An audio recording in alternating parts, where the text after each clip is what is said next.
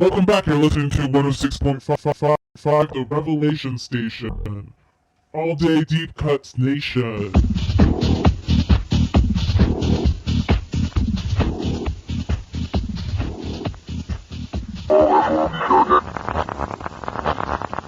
Well, revelation is you have in yourself already. Okay, each individual that is a different problem occurred.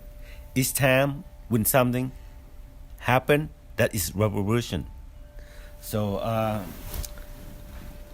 for the natural example, the sun move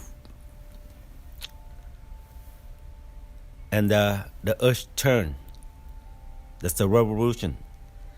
And when people change their mind, that is revolution also.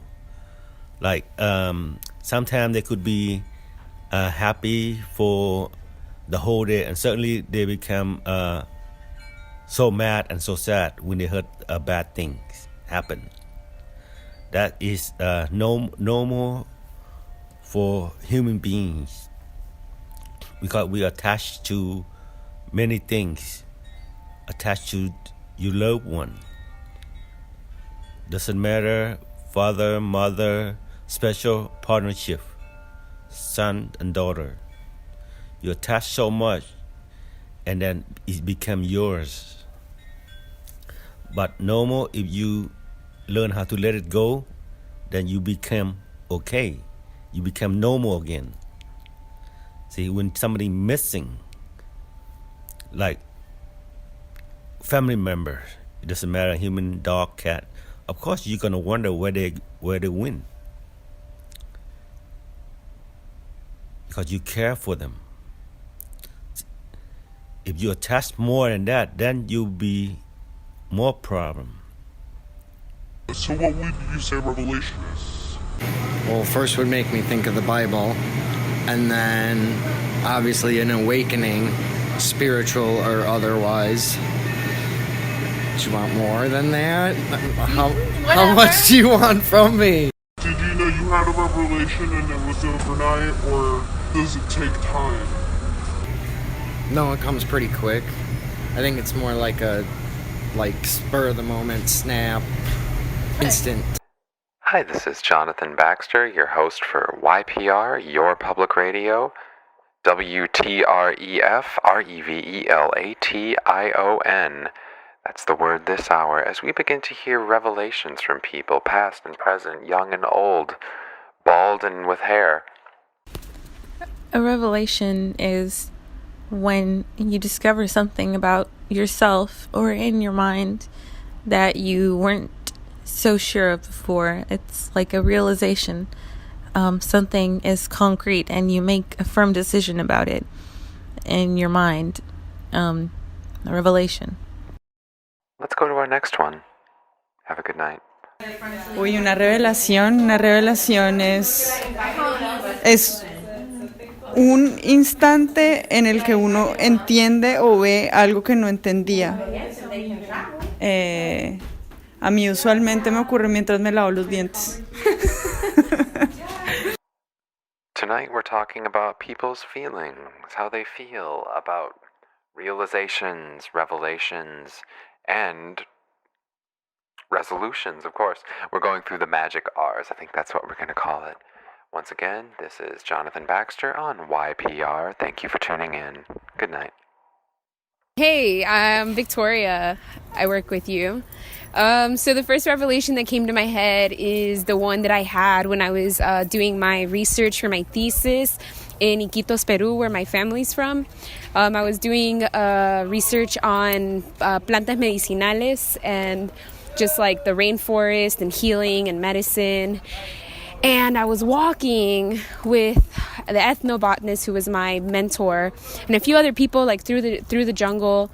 And I just had this moment where like everything just started making sense. Like I started feeling connected to to the plants, to the medicine, to the raza that like was born from the jungle, and realizing that those were my ancestral roots. Like that is like my revelation was like grounded in literally the land and the plants. And I just had this total shift in my person and like my personhood. And and then shortly after, I had this crazy dream with spirits, and like my abuelitas were talking to me, and then I just had this crazy, and that's when like I had shifted my life to be one of worshiping the land, people, the sun, the moon, the plants, and the earth. And it was really in that moment when I was in the jungle with my mentor. We want to know, turning in tonight, we want to know your revelations, your feelings about the world, and the Ways in which that it interacts with each other. And yourself. Please mail them in. Revelation Radio. Tommy Asunder going out at ya. When I think of the word revelation, I generally think of something that almost has this physical effect, where when some detail or fact, or when the thing that is suddenly understood, that not only do you feel it on a very visceral level, but that it changes everything that you thought you knew. And so it's like, whether it's days or weeks or years or decades of presumed knowledge and experience, it's like all of that gets swept away and you have to see it in an entirely new light. And I'm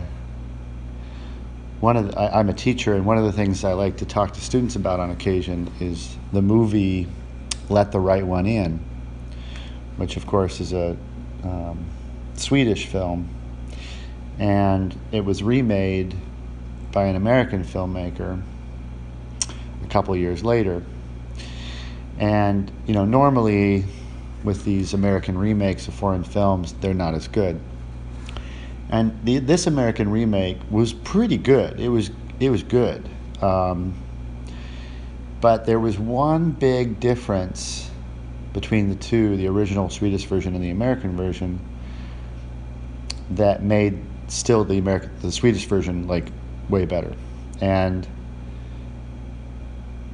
I don't know if I should give away details of the movie here, but so when you meet, when you're with you're sort of with, as the audience, you're with the little boy, and the little boy is meeting this young girl who turns out to be a vampire, and her father, the guy who you think is her father, slowly you realize is a lover, and that as a vampire she is not aging, but he has aged.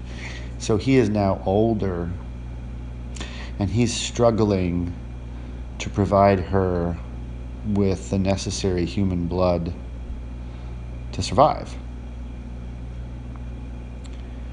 And you're also simultaneously seeing this love story between this human boy, and the female vampire, and you see her having dilemmas and kind of pushing him away, but also really liking him. So you see her deliberations about whether to push this boy away or to fall in love with him. And there's a moment where most audience members, I presume, are going to understand that this little boy, who's kind of the protagonist, is going to become the old man. And you see the old man die and kind of give up.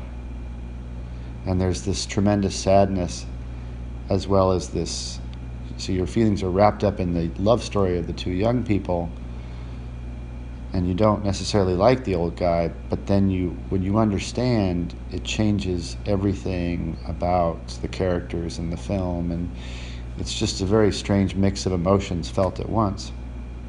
And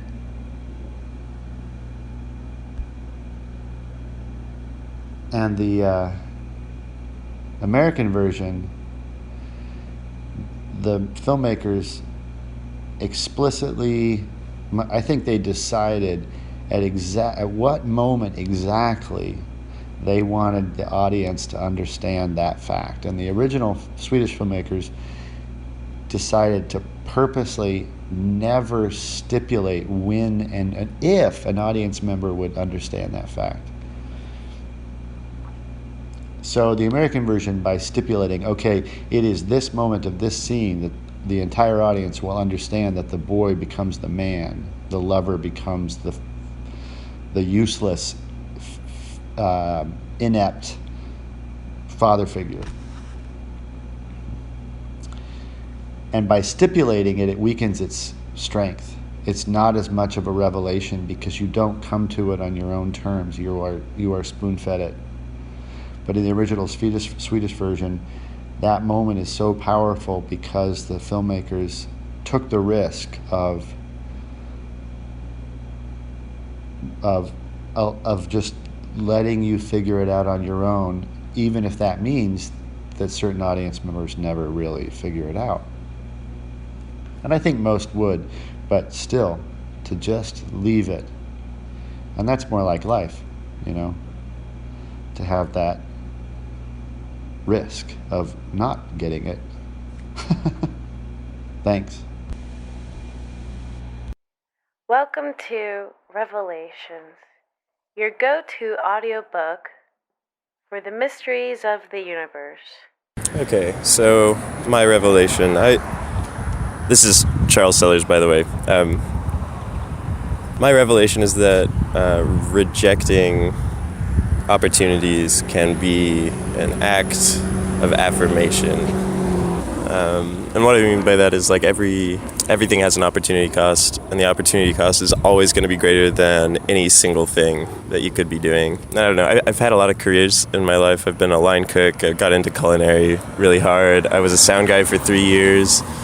I did electronics work and amplifier repair for a couple of years, and I play music. Those are all things I legitimately care about that I chose to sink my time into, not just like on a fluke, but because it resonated with me.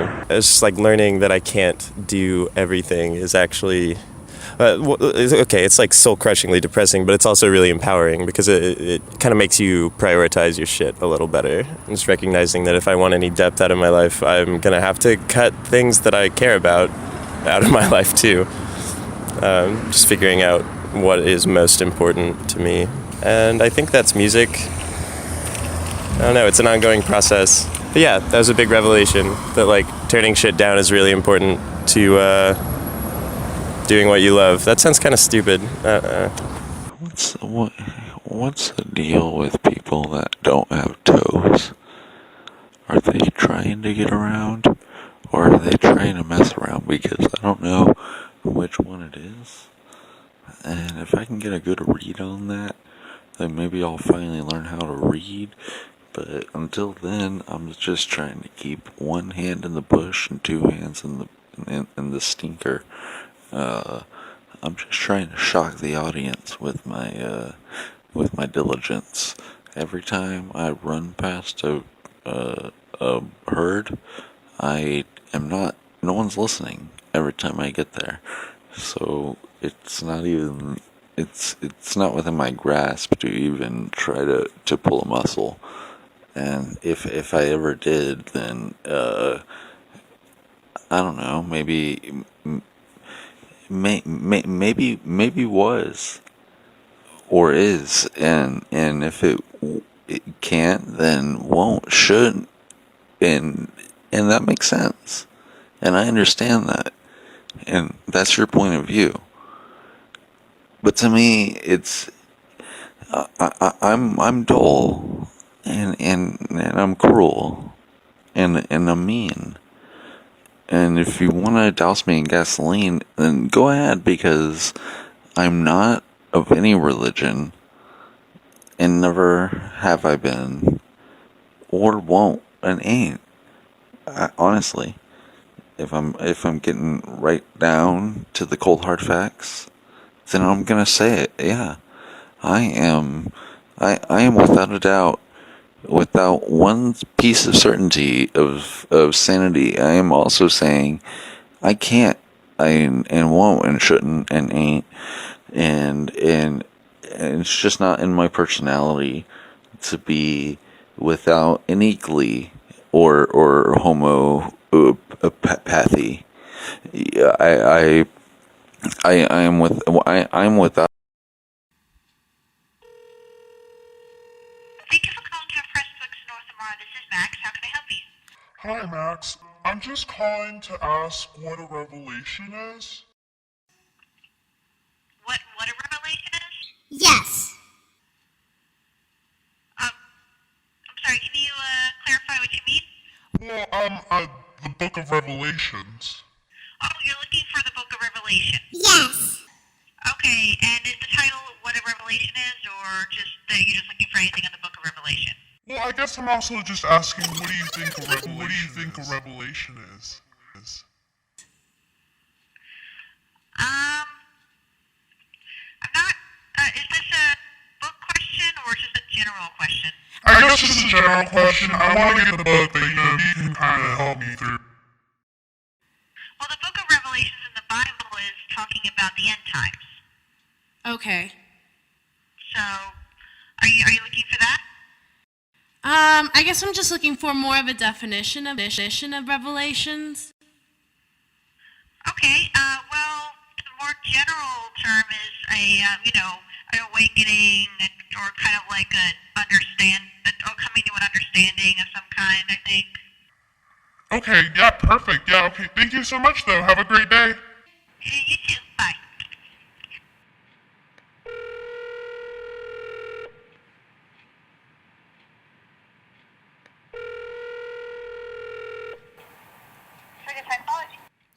Hi, I'm calling to ask what a revelation is. What do you mean? The word revelation. How would you guys define revelation? I'm not actually sure. Okay. I'm not sure. I'm new here, so there's that. Yeah, I guess, yeah. I'm just calling different places asking to define the word revelation because I'm making, I guess, like, I'm just writing down what everyone's saying and then I'm trying to figure out, oh, I guess that's what revelation is. Okay, give me 1 second.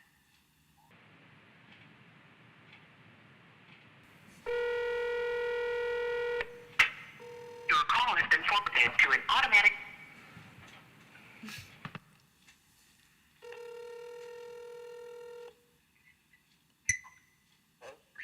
Hello? Hello? Hello? Hello? Hey, I have a question. What do you think a revelation is? Revelation? Yeah, just like, how would you define it? Do you mean the word? Yeah, the word. Okay. Well, I mean, usually when I hear the word revelation, I kind of think of that one book in the Bible. What's the name of it? I think it's called the Book of Revelation. Okay. I think of that, or I think of, I guess, coming to some sort of understanding or something, like a truth or something like that. That's awesome. Thank you so much. Have a good day. Of course. Thank you. Okay, bye.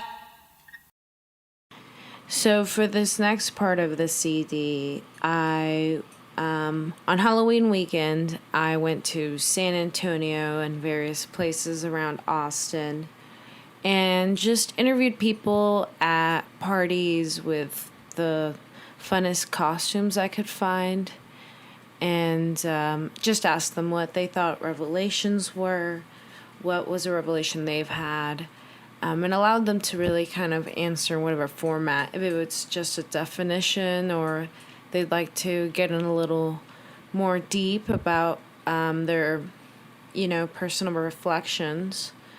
But yeah, so enjoy the following recordings. What that is to you? Revelation?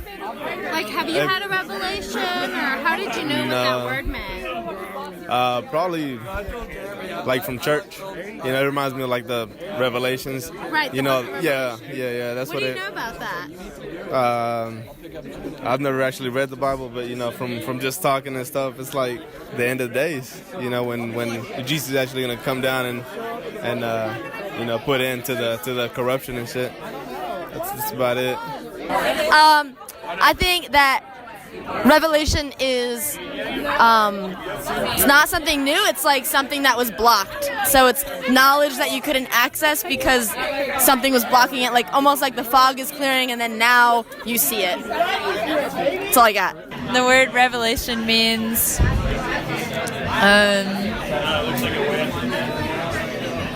new understanding.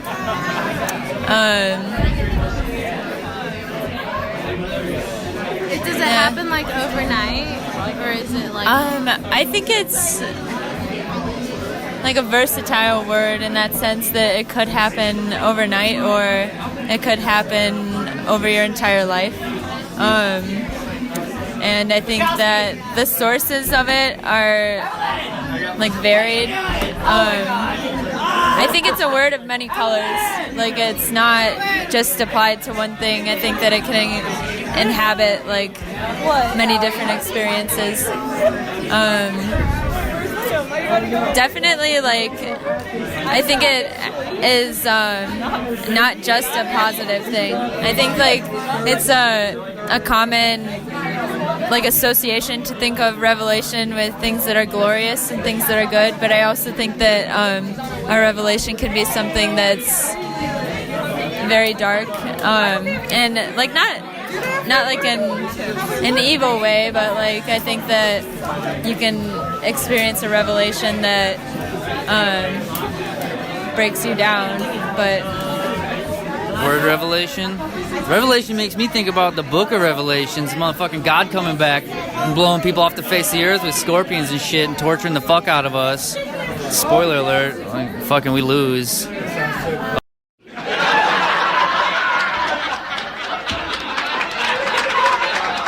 No, I feel like Revelation makes me think of just the book of the Bible and like apocalyptic shit.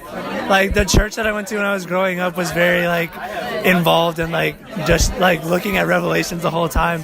There's like a bunch of crazy imagery that goes along with like the end of the world and like the horsemen and the blood moons and all this crazy shit. So that's what I think of. The 4 horsemen of the apocalypse. It's I'm on the spot and I can't think of them, but it's pretty fucked up. They're very visually like vivid, like descriptive, and they all have like 12 or 13 heads or something and horns all over the place, and like it looks wild. So that's what I think of as just like apocalyptic beatings. Revelations means some religious ass shit to me. Cool. So I feel like I'm in the middle of a transition in my life, and I almost didn't come to Austin because I was like super stressed out, and then I realized I need to go because my stress made me realize I need to go. And I feel that my weekend will have a revelation that will take a turn for the rest of my life. And so revelation to me means transition and acceptance in that transition. Thank you. Revelations are built up ideas that are inside of you, and then finally whenever they come out, you understand what they are. That's a revelation. Do they happen overnight for your Never. life personally? No, it's got to be like a thing that your entire life builds to. We know your time is valuable. Thank you for holding. Someone will be with you as soon as possible.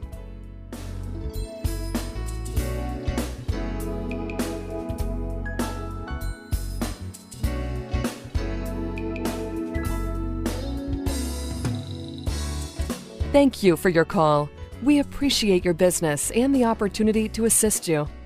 All right, I want to tell you about a revelation I had. So, for a long time, I operated under the wrong assumption that what constitutes a sandwich is 2 pieces of bread with something savory in the middle.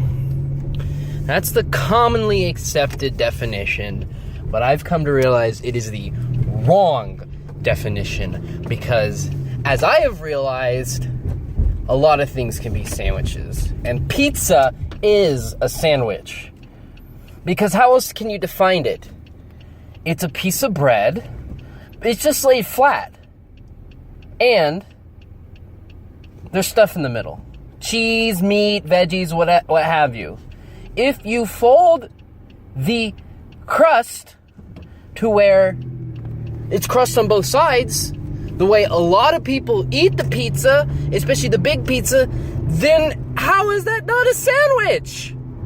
It's 2 pieces of bread with something in the middle. That's a sandwich. Okay, if you decide to eat it open-faced, that's fine. You're still eating a sandwich. That's all I gotta say. I'm sorry, the person you are trying to reach has a voicemail box that has not been set up yet. Please try your call again later. Goodbye. This is from a poem I wrote last year to my little sisters, but I do consider it to be Revelations, and I also feel like I wrote it to my younger self. I feel like the older I get, the more I'm learning that I have to become my own parent, and I kind of have to raise myself and teach myself all the things that I wasn't taught as a child, all the things I didn't learn as a child. So I guess I can start. The first thing is, do not trust any man with your whole heart. Leave room for heartbreak. Leave room for disappointment. Leave room for the healing that will be needed after. And to know that there will be an after. Your desires for a love that you did not have to water yourself down for does not make you difficult. Be selective. Hold grudges. Be too sensitive. Let go of the notion that you need to forgive in order to heal. Stay alive to find out. Cut your hair and abstain from sex until you find all of the other places your power lives. Do not give your adoration to anyone who does not worship you. Harness your anger and find uses for it. Watch how much the world takes from black women without reward or recognition and start planning your revenge. Take back what's yours. Make as much noise as you can, be as loud as you can be.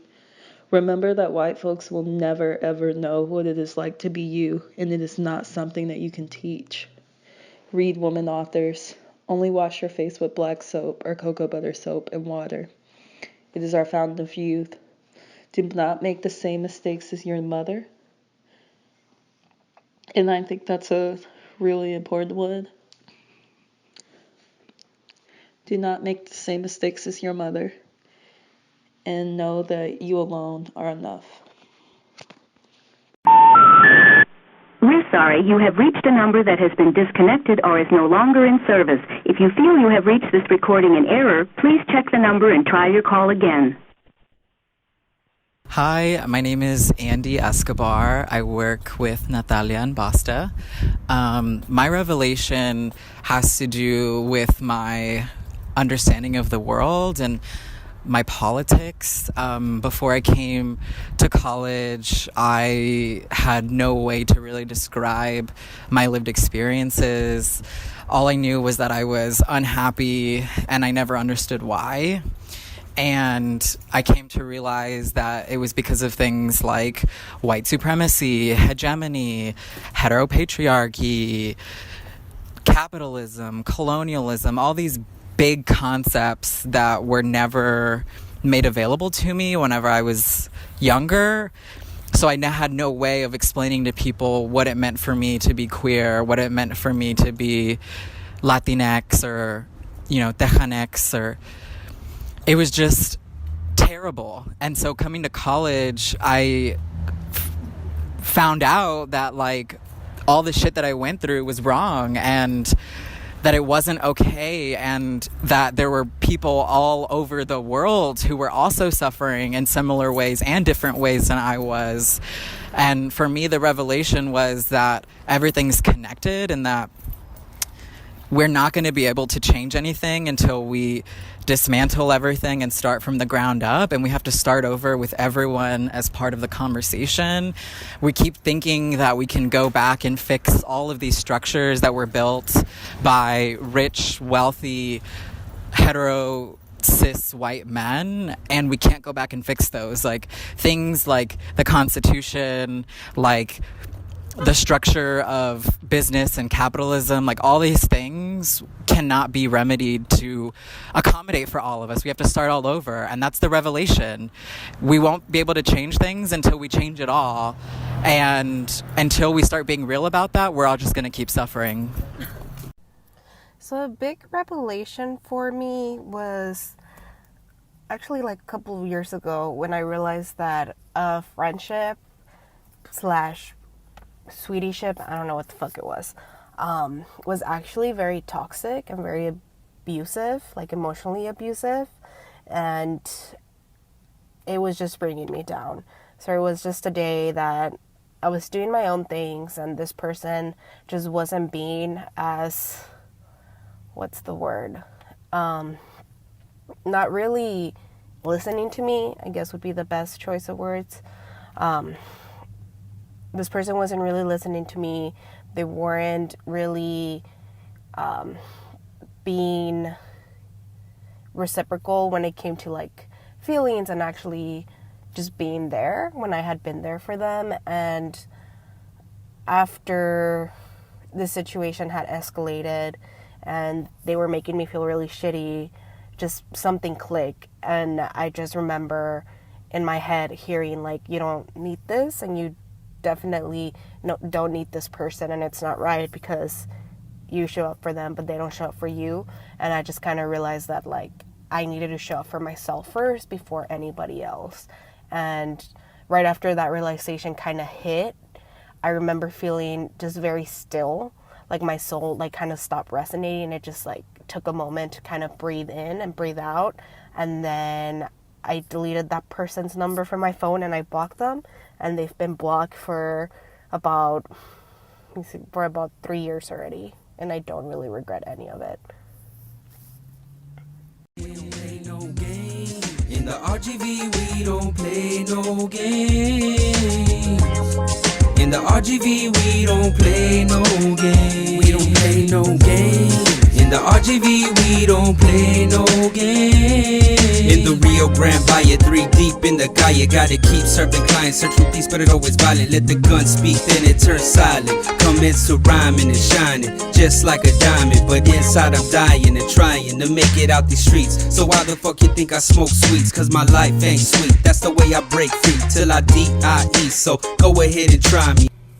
The first understanding I had of the word revelation was very biblical. I grew up in a Christian household and was introduced to the book of Revelations, the last book in the, I guess the standard, I don't know, what would you say, Christian, Catholic, whatever, Bible. And you know, so I always associated it with very sort of apocalyptic contexts, the end of the world, destruction, and things like that. It wasn't until I got a little older that I had started to, I guess, broaden my definitions of different words. Obviously, you know, you get older, you learn more, you redefine things for yourself. And so Revelations soon became something that I don't feel I experienced very much, but I can distinctly recall an experience in which I felt as if I had experienced a revelation. I was 18 and I was, I think, preparing to go to college, and I had learned the true circumstances of the death of one of my family members. It turned out that due to, you know, some sort of, I guess, overprotective tendency, my family decided to keep the true circumstances of this person's death a secret from all of the, I guess, the younger family members. And, you know, once I was 18, my parents, I guess, felt that I was of age to learn, and so they told me what the truth was. And looking back on the time that I had spent with this family member up until their death, I guess it started to make a little bit more sense. Thinking back to the way they behaved, the way they looked, and I remember the immense emotional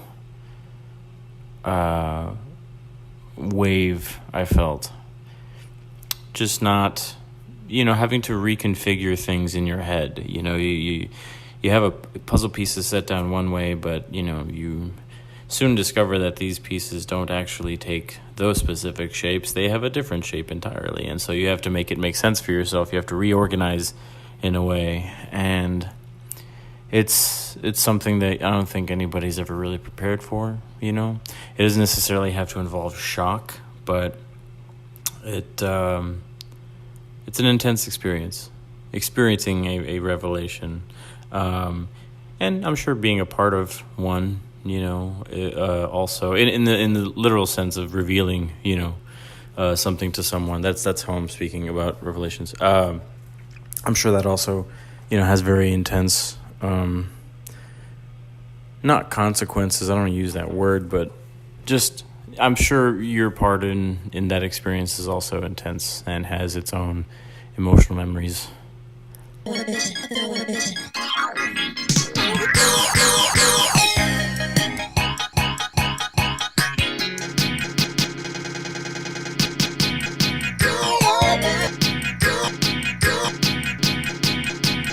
I think that a revelation is a sudden and immediate understanding as to how you can better yourself in the long term, and it's an investment in yourself to make a commitment to doing the right things, continuing to grow instead of holding back or falling back from your true goals or whatever they are, whatever the challenges in your life may be. So this is a recording as requested by Natalia for the word revelation. So when I think about the word revelation, I instantly think about... So I grew up in Brownsville, Texas. I am from the southmost area. By the time I was 12, 13 years old, I was placed in foster care with my siblings. Obviously, growing up, things weren't the greatest. Our grandmother had custody of my siblings and myself, and the reason we were placed in foster care was because she unfortunately passed away in 2005, and the only other person or adult at the time that was living with us was our father, who unfortunately had a substance abuse problem. So he passed away that year too, unfortunately, in an accident, a house fire that basically burned down my childhood home. And so, I was in high school at the time. It was very, one of those, that entire year, 2005, was very life-changing. So I lose my grandmother, we're placed in foster care, I lose my dad that same year. Things were pretty hard. So after I graduated high school, I had applied to this private school in a private university in upstate New York, where I went to go study. But looking back at it now, it was one of those things that I can say I kind of regret doing. First, when you're 18, I think making big life choices, like deciding what to do with for the rest of your life, is a lot of pressure. I I didn't know exactly what I was doing. I just knew that at the time I was just trying to get away from Texas, and I was trying to get away from these traumatic experiences and all the memory of those experiences. But unfortunately, when I was in New York, there was an incident that occurred my sophomore year that unfortunately kind of triggered a lot of things for me, and I had to seek help, counseling and therapy, because all those things that I had run away from had finally caught up with me. And I remember clearly thinking when I was at this university that I obviously knew and understood that I was different.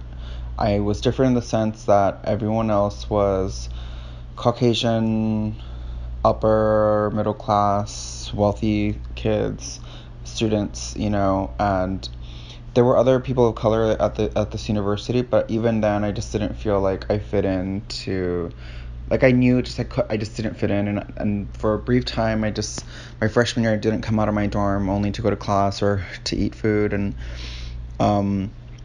because I knew I just couldn't tell. I just was afraid of opening up and telling people my story and where I came from and how I ended up at this university. So I come back from New York. I unfortunately had to drop out of school. At the time, it was just I withdrew from school, but I don't think I had the financial means to go back. And one of the reasons I kind of also regret going to this university was because in Texas, if you are in foster care and graduate high school while in care, you can qualify for free tuition. And pretty much I think the way this works is you get free tuition pretty much till the day you die, or so I could pretty much get my education for free in Texas. But again, I didn't really have a lot of guidance when I was 17 going on 18, and I was very confused, and I just was basing a lot of choices out of trying to run away from really heavy emotional traumas and experiences, and so I come back, and I was left with a certain amount of debt at this university, and so I was trying to get into school here in Texas, and this is still an ongoing issue. I couldn't afford to pay off what I owed, but because I knew some people at these universities locally here in Bronzeville, I was able to sort of get my way in for a couple of semesters. Well, my plan was to eventually pay off what I owed, but I think with time I realized that debt was too much, and it kept growing, and from there I went to Austin again because I couldn't be in school here. I went to Austin. I wasn't in school. I wasn't doing anything other than working, and I was having a hard time finding jobs that had anything to do with what I was passionate about. Unfortunately, I ended up having to come back to Bronzeville after a couple of years, and while I'm here, again, I tried to go to the local community college. I was there for a couple of semesters, but then the whole needing a transcript situation came up again, and the only way this university in New York was going to release a transcript was if I paid off what I owed. And so through all this time, I remember having a lot of anxiety and a lot of stress because I felt like this pressure to need to graduate and get a 4-year education and pursue academia, because somehow I understood or was told that this was the best way for me to get out of my situation and to break the cycle of what kind of life my family had been in, and so on and so forth. So it got really bad. I tried getting jobs. I was pretty much living on people's friends' couches. Didn't have jobs, didn't have money, so I would kind of pay my save by cleaning and doing chores around the house. And the commute wasn't, because I didn't have a vehicle, the commute was also another issue, so there was a lot of walking everywhere, and it was really stressful. And I remember just being really angry at myself I'm being really confused and being really upset that, like, you know, like, if only I could have gone back and, like, made the choice to stay in Texas, you know, maybe things would be different. And so I think during the last summer that I was taking classes at this community college, I took a psych class, and part of the assignments was to do kind of like a self-assessment. And it was through the self-assessment that I began to do research, I guess, on the life experiences of other youth of color that were part of the foster care system. And, you know, for so long I was really mad at myself, and I was really upset, and I saw myself as a failure, and I kept trying to break, like, not feel guilty, but it was really hard. There were so many times when I just was ready to give up and throw in the towel. And as I'm reading this one specific collection of pieces of information, statistics and data and research, I realized that, statistically speaking, the fact that I wasn't in prison or dead, like, the chances of me succeeding were slim. Because I was Latino, because I was queer, because I used to be in foster care, like, youth that come from these backgrounds or that go through the foster care system, there's a very small amount of them that actually graduate high school. And out of those that actually graduate high school, there's an even smaller percentage that even go to college. And out of those that even go to college, very, very few of those actually graduate within 4 years. And the ones that don't usually take 6+ years if they manage to somehow stick through. And that's when I had my revelation.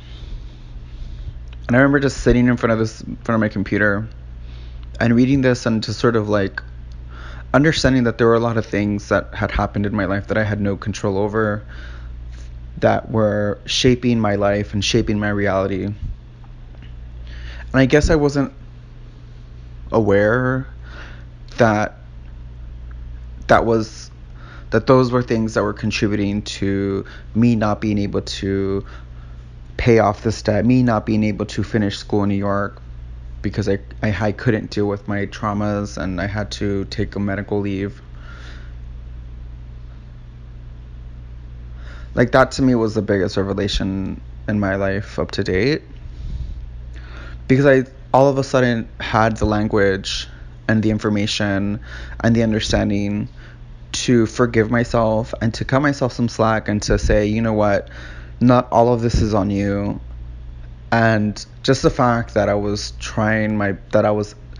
still at it and still trying to make something happen and not giving up spoke so much more than all those times when I felt like a failure. And I began to, again, cut myself some slack, because I understood that, you know what, things could be a lot worse. And, you know, I'm grateful that I've had such a great support system, that I've had friends that have supported and encouraged me. So yeah, this is gonna be, you know, that was the biggest revelation in my life. And I remember this huge sort of like cloud of anger and frustration just being lifted, and I felt like a different person. And so that's my story, and that's my experience with having a revelation. I hope this helps somebody, and yeah, that's my story.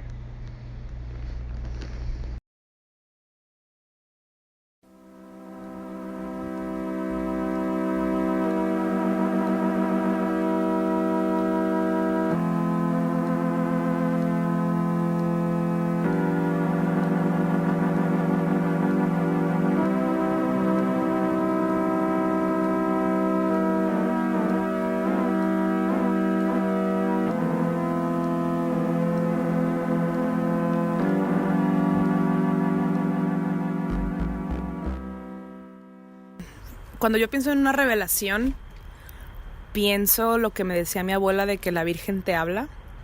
Yo no soy religiosa, pero es como un momento de claridad que sale de la nada, ¿no, güey? O sea, como que el otro día tuve una revelación muy clara y me acordé de la que de la Virgen te habla porque estaba sentada en la biblioteca y de repente sentí como que alguien me jalaba y me decían, hey, esto, no lo que fuera.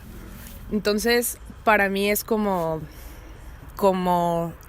eso, como un momento de claridad que no viene de nada, que no está basado en nada, que puede ser una pinche chaqueta mental, pero de repente es como una certeza inoportuna a veces. Como cuando te peleas con alguien y piensas en un súper buen comeback como 3 días después y dices tú, I should have answered this. O sea, como ese pedo, ¿sabes? Sí, para mí una revelación ni siquiera es algo religioso, pero sí es algo místico. Para mí es algo místico y sí creo que hay unas otras fuerzas ahí at play cuando tienes una revelación. Porque me costaría mucho creer que viene de adentro de uno. Aunque quizás sí, quizás lo místico también viene de adentro de uno y es un reflejo, no sé. Pero sí, es eso, un momento de claridad, como que se abre el cielo, de repente dices, ya entendí. Y ya, eso es, creo. A grandes rasgos, güey, ojalá te sirva de algo. So, overall, I think a revelation is a much-needed epiphany of some kind. When I think of a revelation, I automatically think of 2 kinds, positive and negative revelations. A bad revelation feels like a weight being tied to your chest that pulls at your heartstrings. But the revelations that bring good epiphanies feel like the universe giving you a kiss and everything coming together. Hey Natalia, you asked the general public a question about revelations and their personal experience with it. So I'd say about myself, I was raised a Jehovah's Witness, and I was literally going to church 3 times a week. Oh my gosh. So revelations, to me, that's an apocalyptic chapter in the Bible. It's kind of scary. They start talking about how angels look and all that stuff, and it's like trippy, like if you had just drank a whole bottle of LSD and tripped out or whatever.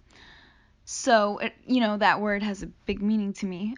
I'd say that revelations to me are kind of more of like a development thing, because I have grown from what was expected of me for my background, because my parents are divorced and they didn't have stable jobs, and honestly I was kind of below average in the intelligence side. I was always failing. I was always going to summer school. I wasn't progressing as a child, and I was kind of awkward, and I didn't have any friends. So yeah, in my early 20s, I started doing drugs. I started doing, the first drugs I ever did were like shrooms, and that was my first, I wouldn't even call it a drug, I call it more like an experience. That was my first opening into the spiritual realm. Well, one of the firsts. And me getting in touch with my spirituality, with my guardian angels and all of that stuff, I've actually evolved mentally into a more compassionate person that doesn't get mad, that doesn't act passionately, even though sometimes, I do act fool, but that's just because I'm bad. So I don't condone using drugs, although I do smoke weed. I love weed. Smoking weed has actually allowed me to heal certain depressive patterns and anxiety. And that, has led me to being more in touch with my parents. I've gotten to know them deeper and connect with them deeper. And I've taught them so much, because they used to be so backwards thinking, and they're they're actually moving forward, even though they've had a hard time kind of progressing as individuals. I feel that I had to do a lot with, raising their spirits up. So that's been really nice. So I also feel that once you reach a certain level of maturity, you stop seeing, televised media the same way. Everything starts seeming clear. You start seeing the fake picture that's being portrayed, and you don't want to digest it anymore. And I feel that that's a revelation in itself, kind of like an epiphany, like, what the fuck am I doing? Why the fuck am I sitting here? Why the fuck am I feeding into this? Why am I not, planting a tree every day? Planting seeds? Why am I not going for a walk? When was the last time I went for a hike and a swim in the river? People don't become one with nature. They start feeding into this horrible metallic world, and I feel like that's why people are the way they are. And hopefully things will change. I feel that I have a lot of hope in humanity, and it always starts with ourselves. We have to fix the things. So basically, I have been, reading a lot of, not reading, I've been watching this Buddhist seminar. It's with that Nick something. He's really cool. I don't know how to say his name, but he talks about how the thing that we dislike in others is the thing that we need to fix in ourselves. There's a reason why we feel triggered. With negativity, it's because it's within us. The negativity is within us. That's the thing. We always think that people are always out to get us, when in reality we're kind of just trying to find a way to get to understand each other. I mean, yeah, there's some gone rednecks that are super KKK fanatics, but that's gonna take some time. They can't love really permeates everyone. I think people can change.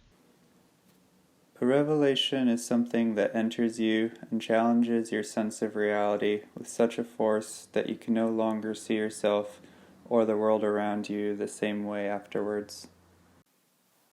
Cada mañana se revela el espíritu del día. El día que aparece en nuestro universo. El día que marca la huella en nuestras manos de la pintura y el color. Se revela un espíritu inédito, porque el arte transformador de todo revela lo guardado de siglos. Los sueños también se guardan. Los sueños se revelan como un asombro diario. Diario porque se escriben también, se multiplican en la ventana, en la luz del tiempo, corren por los libros, escudriñan las letras. Los sueños son el color, la realidad, el pincel, la magia, el dibujo, el sentimiento más profundo del gesto humano, que es el arte que nos multiplica y que nos recuerda que somos humanos. Porque yo no conozco otras criaturas en el universo que hagan el arte, porque el arte de Dios es siempre inmutable, pero el arte del hombre se multiplica. My revelation has to do with sexuality, and like the rigidity of sexuality and how we get so caught up into these ideas of what sexuality is supposed to be. And when I was first sexually active, I was very submissive. I thought that I had to submit to men, and because of the way that I was socialized and the way I thought I had to fit into the stereotype. And then I realized that actually I don't have to be submissive, that I can try all sorts of things, that I can have all sorts of partners, that I have the capacity to have sex with all sorts of people. And for like 23 years of my life, I had never explored vaginal sex. And then when I finally did, I was like, oh my god, like, this is so much easier. It goes right in. And whereas like for a butthole, it's a little bit harder. You require more lube than the average vagina. So my revelation is that everyone should give everyone a chance. Because sex can be great for all. Hey everyone, so this is coming from a random human in the street, like most of us, like, I was an avid coffee drinker, drinking coffee in the morning, drinking coffee in the afternoon, it was my fuel, at the time I was using, I was having a really hard time with deodorants, they weren't working, for some reason. Of course I wasn't using the chemical stuff because I'm not about that. So of course the natural stuff wasn't working.